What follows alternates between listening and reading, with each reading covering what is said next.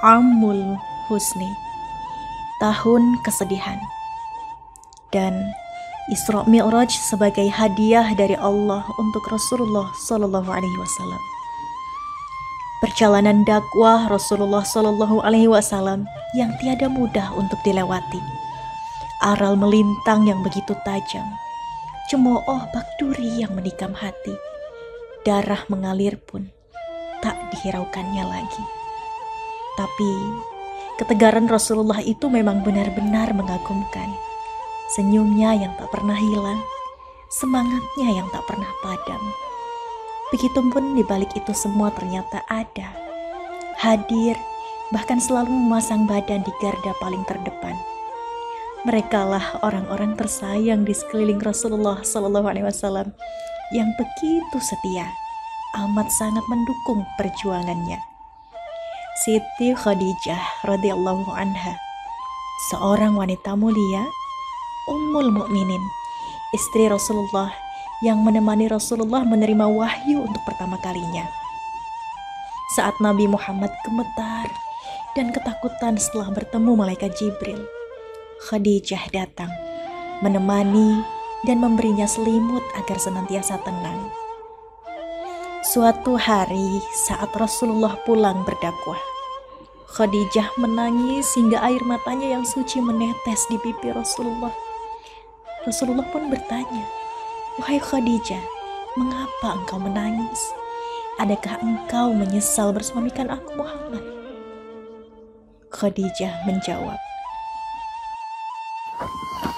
"Wahai suamiku, wahai demi Allah, bukan itu yang aku tangiskan.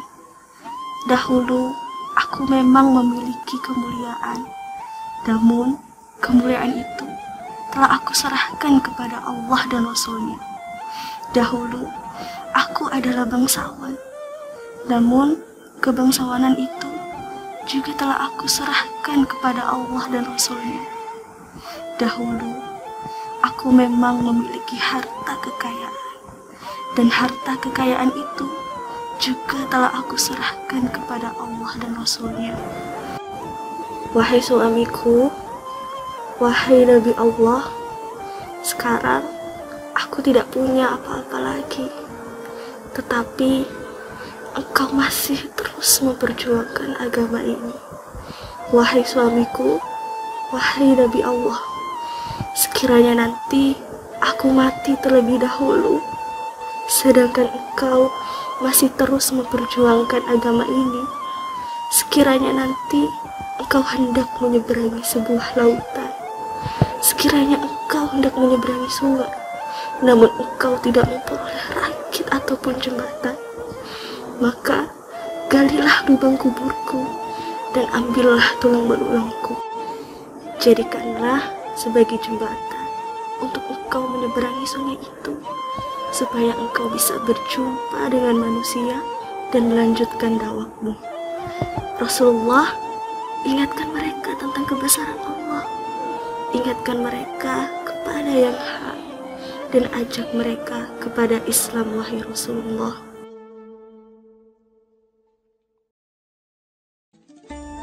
Amul Husni, tahun 10 kenabian.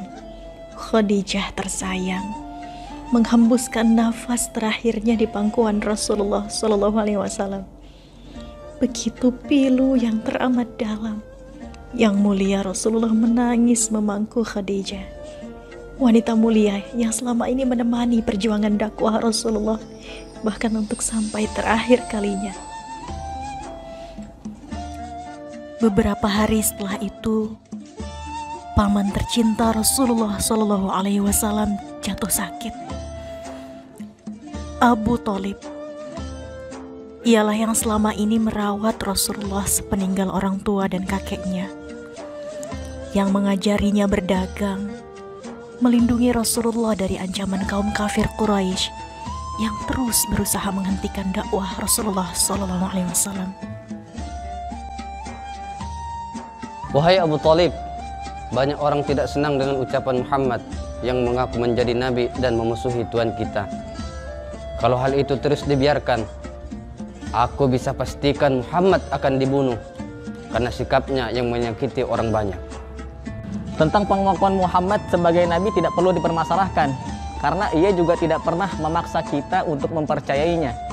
Dan ia juga tidak marah kalau kita tidak menjadi pengikutnya. Contohnya aku sampai sekarang masih memeluk agama nenek moyang kita. Jadi Muhammad tidak pernah memaksa kita untuk memeluk agama Islam. Sudahlah, sekarang aku kasih dua pilihan. Kamu serahkan Muhammad untuk kita bunuh atau kamu hentikan dakwanya Muhammad. Muhammad hanya menyembah Tuhannya. Apakah itu sebuah kesalahan? Demi Allah, aku akan selalu membela Muhammad.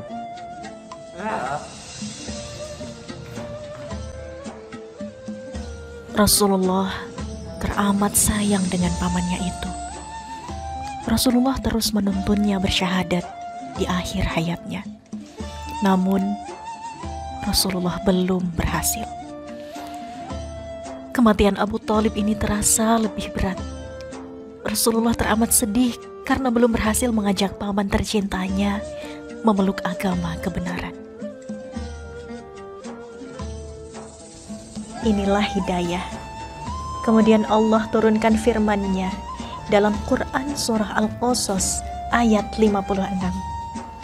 Sesungguhnya engkau Muhammad tidak mampu menunjuki orang yang engkau cintai. Akan tetapi Allah lah yang menunjuki siapa yang Dia kehendaki. Masih dalam Amul Husni, Rasulullah masih merasakan kesedihan yang mendalam ditinggalkan oleh orang-orang tercinta. Namun, justru perlakuan orang-orang Quraisy kepadanya semakin memburuk. Musuh-musuh Rasulullah di Mekah mulai berlaku kasar kepadanya, serta menyerangnya secara fisik. Tiada lagi sosok yang melindungi Rasulullah. Tiada lagi sosok yang menghibur dan menenangkan Rasulullah. Semakin berat langkah perjuangan Rasulullah SAW. Masih dalam tahun yang sama, memburuknya situasi Mekah membuat Rasulullah hijrah ke kota Thaif untuk melanjutkan dakwah. Sesampai di Thaif, beliau menemui Abdu Ayyail, Mas'ud, dan Hubbaib. Namun justru Rasulullah mengalami penolakan yang teramat menyakitkan. Kain kamu terkoyak jika benar-benar Allah mengutus. Tidakkah Allah menemukan orang selain dirimu? Sungguh aku tidak sudi bicara denganmu. Jika engkau benar-benar utusan Allah, sungguh sangat mulia dirimu. Namun jika engkau diutus atas nama Allah, tidak pantas diriku berbicara denganmu.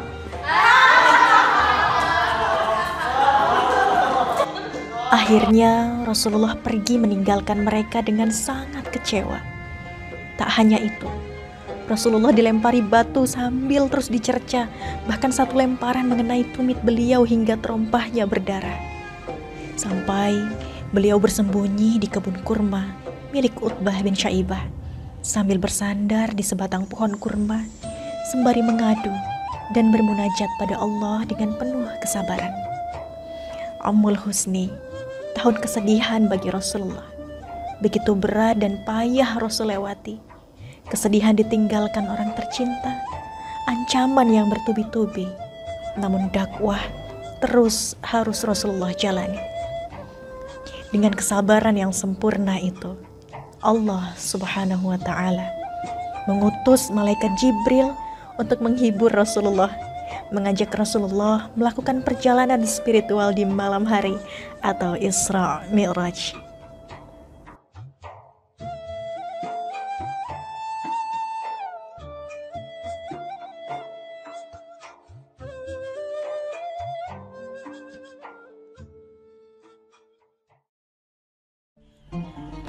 Di suatu malam 27 Rajab tahun 11 kenabian, malaikat Jibril, Mikail, dan Israfil turun ke bumi menghampiri Rasulullah SAW yang sedang tertidur di samping Hijr Ismail dekat Baitullah.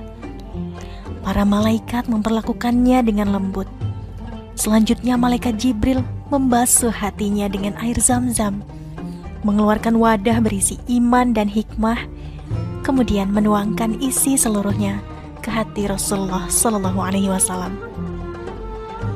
Rasulullah kemudian menaiki buruk seekor binatang putih bertubuh lebih besar dari keledai dan lebih kecil dari beagle, dengan 2 sayap di antara kedua kakinya. Beliau ditemani malaikat Jibril menaiki buruk tersebut dengan kecepatan yang sangat kilat, kemudian turun di Madinah dan menunaikan sholat 2 rakaat. Jibril berkata, disitulah kelak baginda Rasul akan berhijrah. Beliau dan malaikat Jibril melanjutkan perjalanan lagi. Beliau diperlihatkan contoh peristiwa yang kemungkinan akan dilakukan umatnya dan hukuman apa yang akan menjadi pertanggungjawabannya. Setelah itu, Nabi melanjutkan perjalanan kembali hingga Baitul Maqdis dan mengikat buruk tersebut di dekat Masjidil Aqsa. Rasulullah kemudian menaikkan kembali salat 2 rakaat berjamaah dengan para malaikat.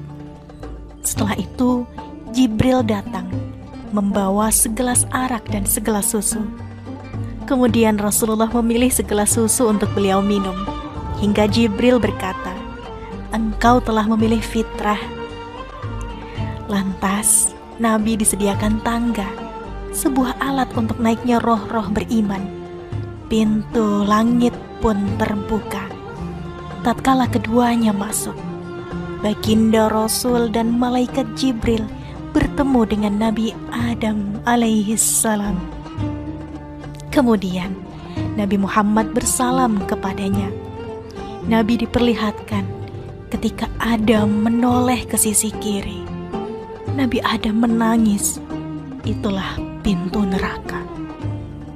Ketika menoleh ke sisi kanan, Nabi Adam berbangga hati dan bahagia.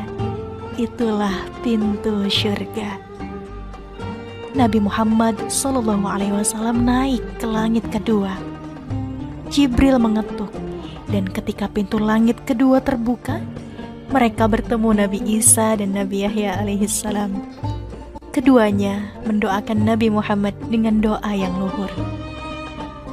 Lalu Nabi Muhammad SAW naik ke langit ketiga. Beliau bertemu Nabi Yusuf alaihissalam dengan wajah indah melebihi keindahan wajah seluruh umat manusia. Lalu turut mendoakan Nabi Muhammad dengan doa yang luhur pula. Setelah itu, baginda Rasul naik ke langit keempat. Beliau bertemu dengan Nabi Idris alaihissalam di tempat yang tinggi dan mulia. Beliau juga mendoakan Nabi Muhammad dengan doa yang luhur. Nabi Muhammad melanjutkan perjalanannya ke langit kelima dan bertemulah dengan Nabi Harun alaihissalam. Kemudian seketika Nabi Harun pun mendoakan Nabi Muhammad SAW. Kemudian baginda Rasul naik ke langit keenam dan bertemu Nabi Musa alaihissalam. Setelah itu beliau naik lagi ke langit ketujuh, bertemu Nabi Ibrahim alaihissalam dan melihat perumpamaan orang-orang yang bertaubat. Ada suatu tempat bernama Baitul Makmur yang tegak lurus dengan Ka'bah, tempat pemberhentian para malaikat. Beliau kemudian dibawa naik ke Sidratul Muntaha, bertemu dengan Allah dan diberikan syariat berupa sholat 50 waktu. Kemudian Rasulullah berkata, "Wahai Allah, umatnya nanti akan payah dan tidak akan sanggup." Begitu cintanya Nabi Muhammad kepada umatnya, hingga pada akhirnya Allah mengabulkan dan memerintahkan untuk pertama kalinya salat wajib 5 waktu saja dalam sehari. Inilah dia kisah perjalanan lika-liku dakwah Rasulullah hingga keistimewaan Isra Mi'raj yang beliau dapatkan. Rasulullah makhluk yang mulia dengan kesabaran yang paripurna, maka Allah beri keistimewaan padanya. Dengan ini kita juga berhikmah bahwa sholat adalah tiang agama. Sholat adalah cara memperoleh ketenangan yang paling sempurna, bahwa sabar dan ikhlas dalam melalui segala ujian akan Allah balas dengan keindahan yang tak terkira.